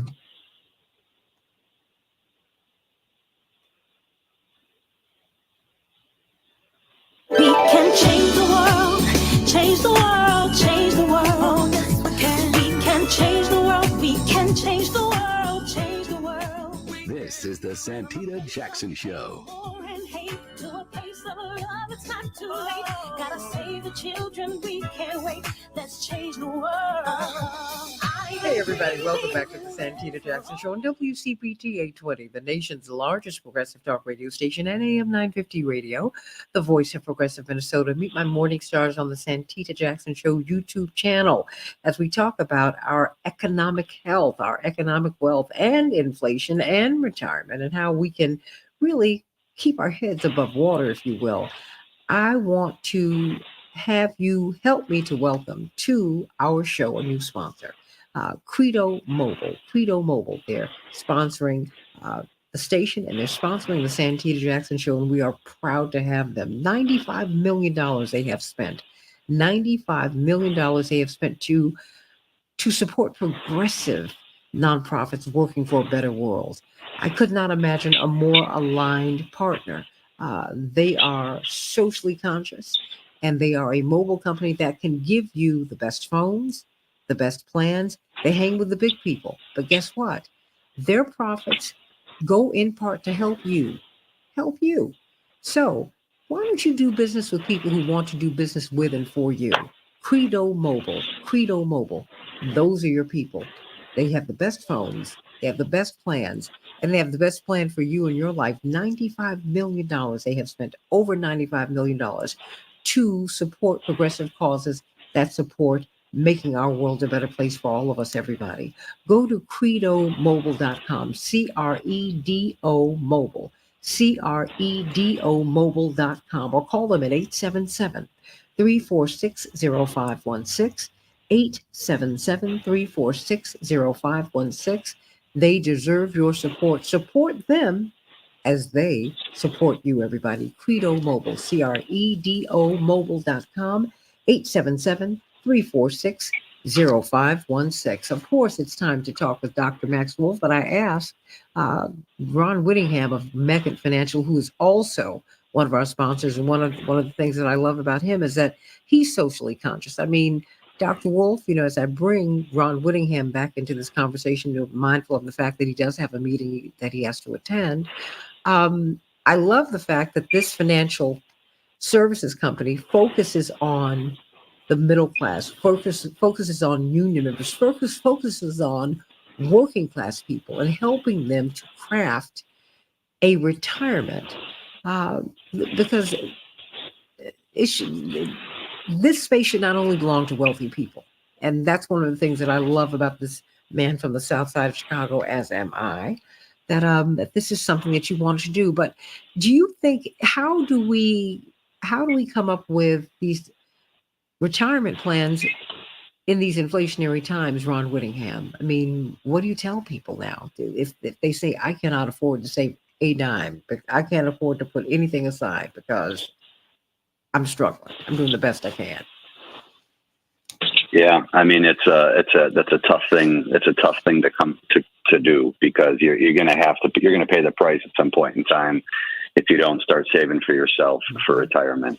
It just means you have to start sometime. Again, fortunately for a lot of our clients, our niche is unions. The unions kind of create that retirement plan for the participants. I always say they do a great job at doing that, but the unions, the benefits that they offer are their best kept secret. So they build these benefits, but they don't really have a mechanism to get the word out to what those benefits are and how they impact their members. But that's what we do. So fortunately for us, a lot of the retirement planning is done for a lot of our clients, so they don't have to take money outside of their paychecks to save for retirement. But unfortunately, for those people who don't have those benefits, those retirement plans, those defined benefit plans that'll pay you a sum of money monthly, you have to start sometime, because otherwise you can't. Like we talked about earlier, you can't work forever, and you got to start somewhere. And the sooner you start, the better off you're going to be. How does that sound to you, Dr. Wolf? No, it makes sense. I mean, I think the $64,000 question in this business is the less you can afford to divert some of your wages because it's too hard to make ends meet, the more likely you are to need a large savings egg or a large buffer, because those people who earn less are also more likely to suffer unemployment, to see the places they work at close or suddenly let them go, to be sort of tossed around by the shifts in the economy, the shifts in the health of the economy, and also just need for skilled labor, how that moves around, and automation. So the less you can afford to save on some level, the more likely it is that you need to. And even if it's a really modest savings plan, the nice thing is the compounding will add up.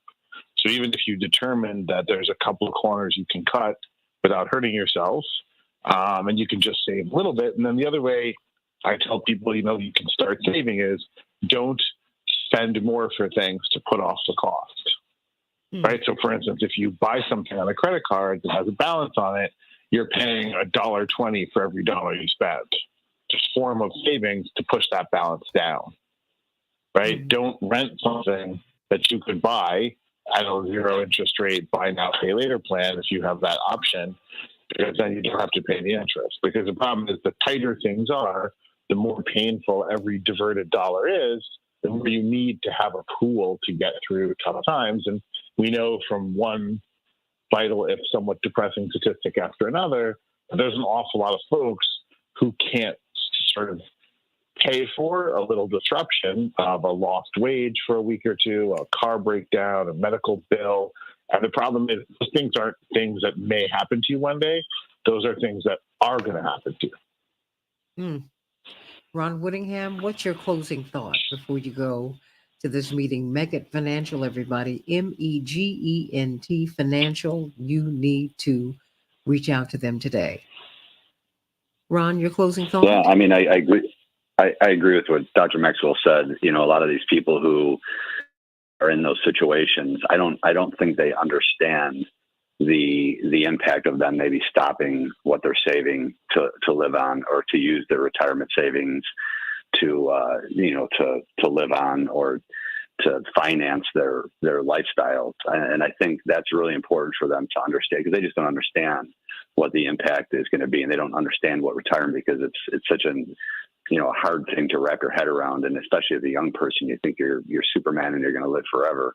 And it's just, so I think before you make a decision like that, moving jobs or dipping into your 401k plan or taking a loan, sit with a professional and understand the impact of that decision. Megent Financial, what's that number again? 708-444-1090. And again, 708-444-1090. Thanks, Santita. Really appreciate it. Sending you so much love in this holy season. Thank you so much, Ron Whittingham. Megent Financial, everybody.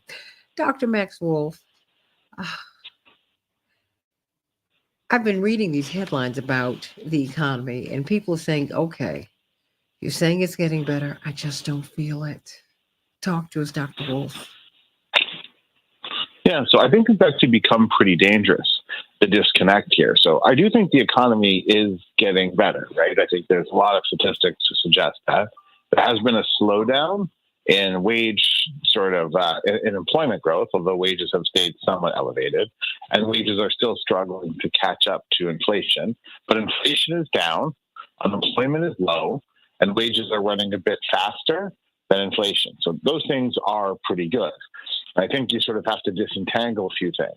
We also had a lot of subsidies that were phased out very aggressively, and in many cases probably prematurely at the end of at least what the government decided was the official COVID assistance period, right? So that hit people pretty hard. And you have a deafening, constant argument that Joe Biden is not doing what he should be doing from the left and the right. And so people are told constantly that the economy isn't working for them, and they probably feel it. But most of that is structural. So most of that has to do with the way the economy has sort of changed for 20, 30, 40 years. So the problem is that if you look to a particular president or a particular mayor to fix that, you are asking a particular mayor or a particular president to fix 30 or 40 years of global macroeconomic structural change, which is, I think somewhere fairly well beyond a tall order. If you then get mad at that person and elect someone even worse, you're just disappointed in the drive-in movie you just went to and slashed the seats, right? And so, yeah, it's a bummer when you drive your car to a drive-in movie, but I don't know if slashing your seats is a great revenge strategy. So, I feel like we have to have a couple of different discussions, even though that's a bit tricky on the subject. But to the extent that the economy is a structure and decisions are made about how wealth is moved around in that economy, a lot of people are in the position in the economy where they don't get much benefit from good economic period. And that's what you're seeing now, right? That when the economy is good, it does benefit, but it may be a kind of day late, dollar short in terms of their ability to cash in. Of course, the other thing to remember is when the economy turns down, the people who are most hurt by it are often not the people most helped when the economy turns back up. And that cycle over time of being the first hurt or the worst hurt and the last helped or the less helped is how you get wealth redistribution. That's what we actually mean when we talk about upward wealth redistribution in an economy, right? So part of what people are describing is upward wealth redistribution of a structural variety. So that is a bigger question, not to be ignored. It's just not a question for a particular mayor or governor or president in a couple of years' time. We know progressives have been calling for decades for a fundamental restructuring of our economic system because it disadvantages poor and working class people. Have we now reached critical mass here? Because you have seen President Biden do some really good things, but people are constantly saying, I don't feel it. I'm in the grocery store. I mean, I'm just listening to people, not in the line. I'm talking to people and they're saying, I hear you, but that's a lovely discussion that you're having on TV and that you're having on the radio. I'm not feeling it. There is a disconnect, Max. There is. I mean, for sure there's a disconnect. But you will feel it if you get mad and you vote for the wrong guy. It just, what you feel won't be the euphoria of affordable prices. And I know this is a message people don't like to hear, but the prices of general food and other stuff were low or falling for 40 years, right? The problem is that so were the wages. So as soon as the prices ticked up, they wiped people out because those people were probably in a scenario of barely getting by before. So yes, the prices have decelerated their growth, but again, as we talked about before, when inflation falls, it means the rate of price increase goes down. It doesn't get you that money back. So that is part of the problem here, right?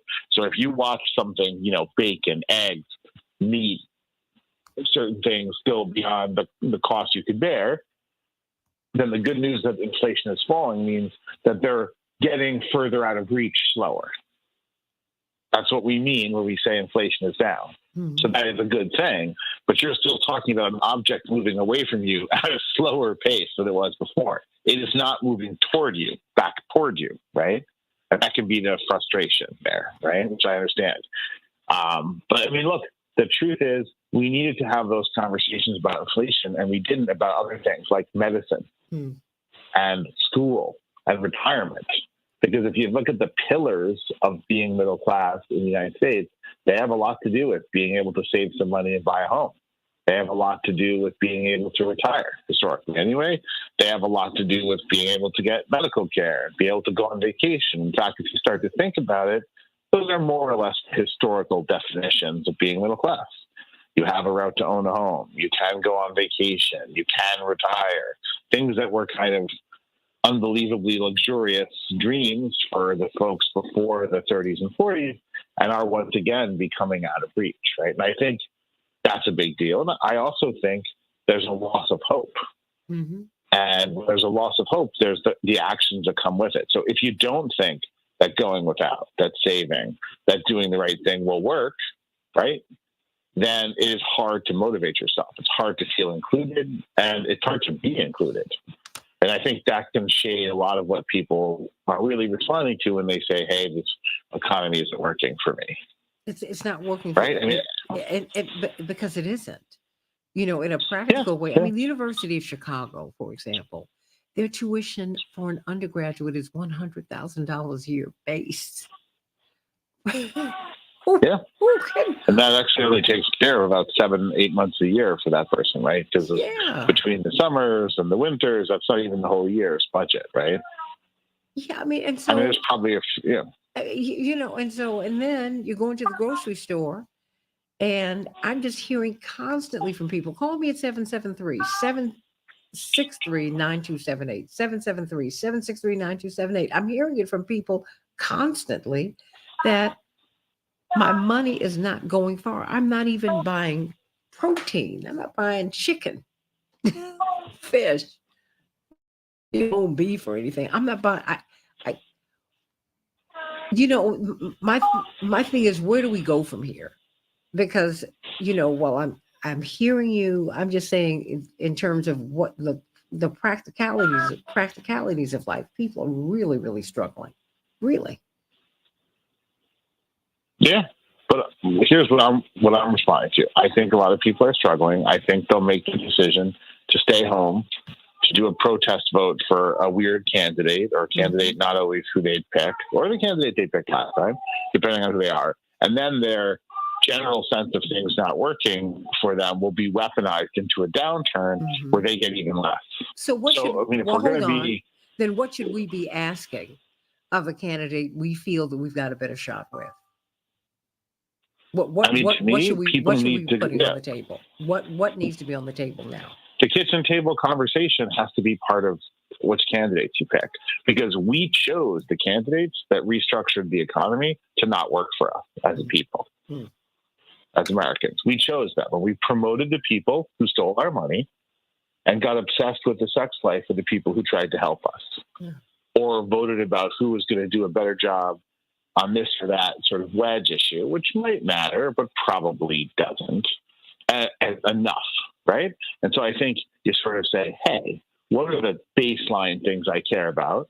And who is going to advocate for those? Because the people who wanted politicians to undermine the basic prosperity of the American middle class, they were very disciplined who they gave money to and who they voted, and they won. And they couldn't have done it without the help of these people. What should we be asking for?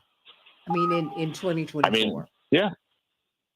I think I would be looking for some sort of national health care initiative, at least a movement in that direction, because I think a lot of the loss of middle class status, a lot of the erosion is people who can't start a business because they or someone on their insurance needs life-saving medical care, and starting their own business might actually make that impossible for people. Entrepreneurship can be a death sentence for a low-income person with a dependent or who has a significant condition, right? So I think that's a pretty basic. I think you need to have sort of some kind of a minimum wage. I think we need to double down on the ability of Americans to retire. I think that's probably a pretty big deal. I think we need public transit in a big way, because that's another killer of people trying to make it up there. A car breaks down and their economic lives collapse. I think various rent control and public subsidized housing is a big one. If you look at what's knocking people down economically, right? It's the sexy stuff. It's the basics, right? And then the other thing is, as much as people have their causes, I mean, watching what happened in Texas this last week, if one of the two parties is suggesting murdering you to get primary wins when you need health care and you're an American woman or have a relationship with an American woman that you care about, I'd pay attention to that. That seems like a big deal. Like, hey, guys, I know we agree on these three issues, but if it helps me in the primary, I might murder you or your wife or your mom or your sister or your roommate. Like, that just strikes me as an issue. So, I would look at the big ones, right? Like, can I get to a job? Is there a job? Can I live off that job?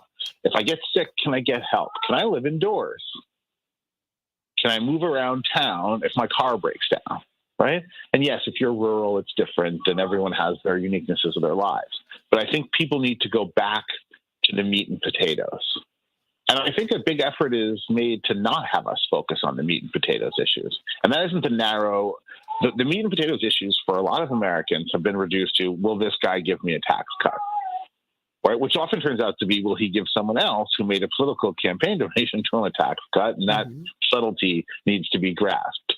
Electing people who give someone else a tax cut, I mean, might make you feel good, but it's not going to help you, right? And the last thing is, be honest with where you sit in the economy. There's a lot of aspirational voting. Who's like, oh, I want these low taxes because pretty soon I'm going to win the lottery, or my $43,000 a year job is going to become a $900,000 a year job. And of course, shoot for it. Plenty of people make it there, and it's amazing when they do. But statistically, it's not prudent to prepare for a low probability outcome, right? Like, I don't think that's a great idea. So getting ready for what you need when you're rich ahead of time has cost a lot of Americans their middle class prosperity. Well, I can't help but see one of my favorite shows. I love the host David Bromstad on HGTV is Lottery Dream Home. I mean, and it's not like these people are going to find mansions; they're going to find basic homes. I said, has it come to this for Americans? When I see that the classic American dream cost you $3.4 million, married couple, 2 children, house, couple of cars, raising a child costs you more than $500,000. I mean, wow, Max. I got a couple of minutes left for you. I mean, this is a lot. It's overwhelming. But if being able to have a kid is important to you, it'd probably be wise to have a society that helps you have that kid. Because we have a society that either sentences you to have the kid or tells you to have it and tells you it's your self-worth, probably a little more if you're a woman than a man, but both probably, and then gives you absolutely no assistance in it.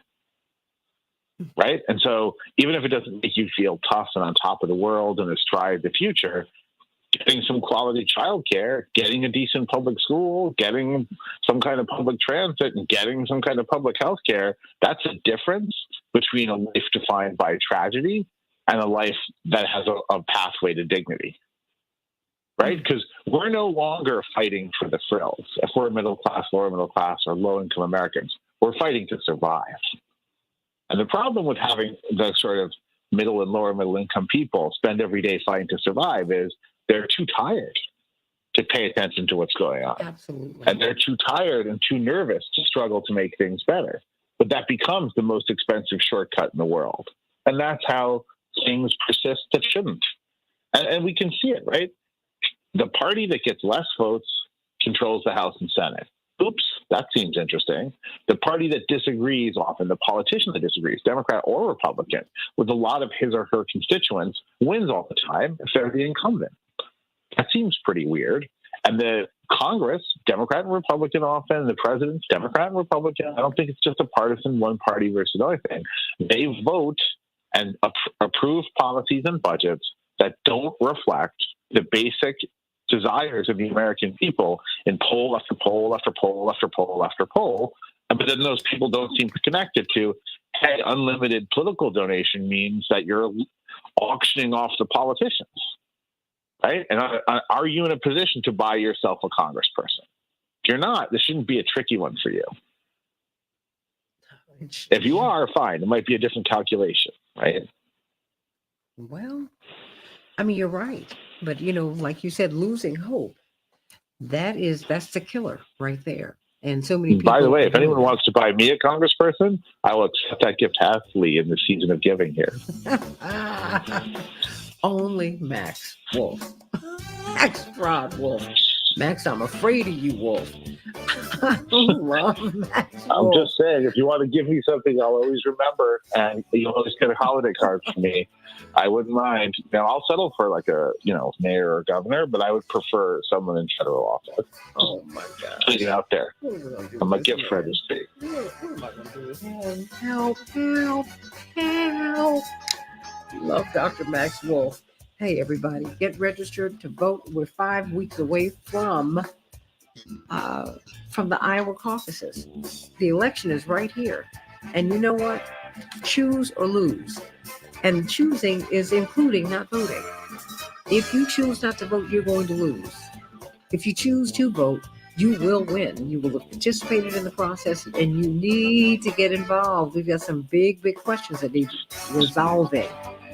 Dr. Maxwell, sending you much love today. Happy Hanukkah to you. Thank you. Always a pleasure. Thank you. My dear, dear brother. Sending you so much love. 4:30 today, Daily Plaza, the Festival of Lights. If not now, Jewish Voice for Peace. And so many people will be gathering. And it's for everybody, as we talk about having a just society and a more peaceful world.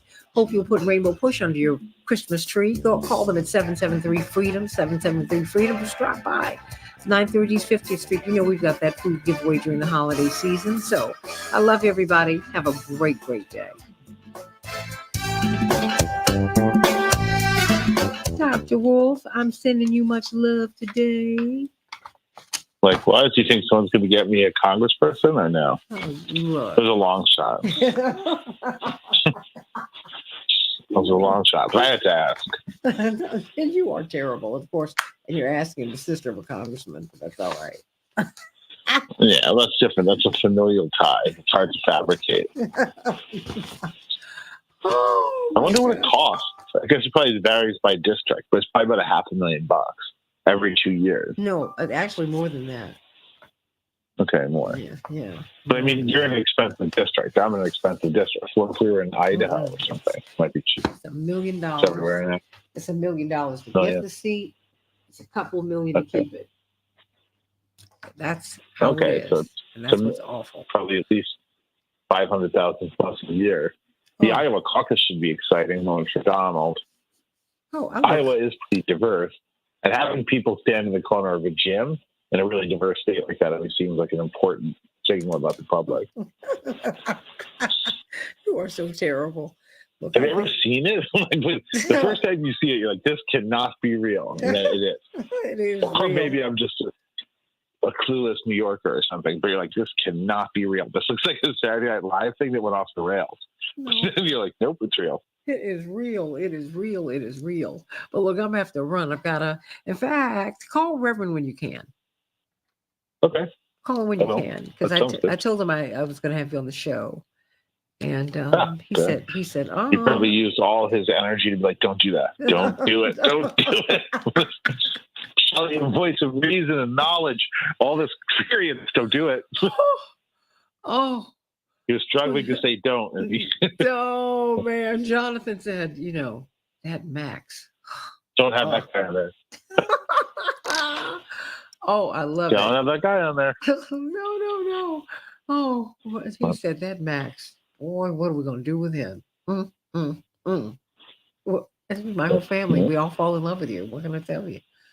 Well, no one's perfect. I do feel sorry for your brother. He's around a tough crowd at work.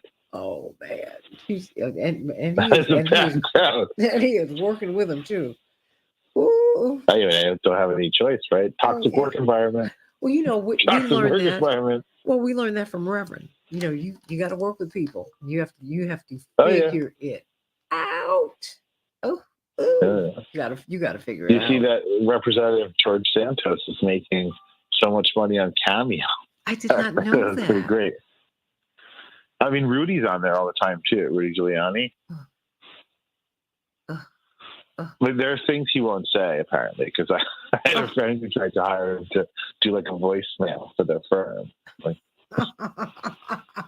there's like he's still still rejecting some scripts apparently. Well, is he going to run for? Is he going to run to go back to Congress, or is he done?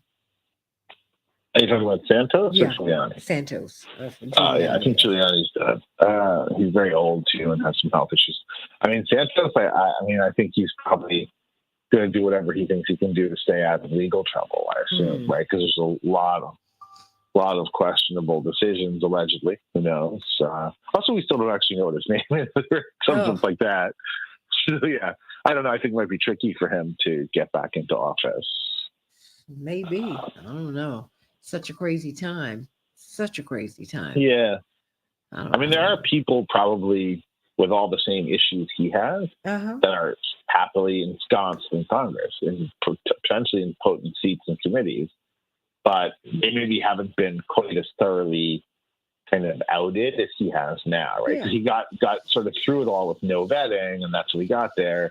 But then that sort of reversed rather dramatically at some point when people started to ask a lot of questions. And I think he also just embarrassed his district. He's from a affluent, educated district.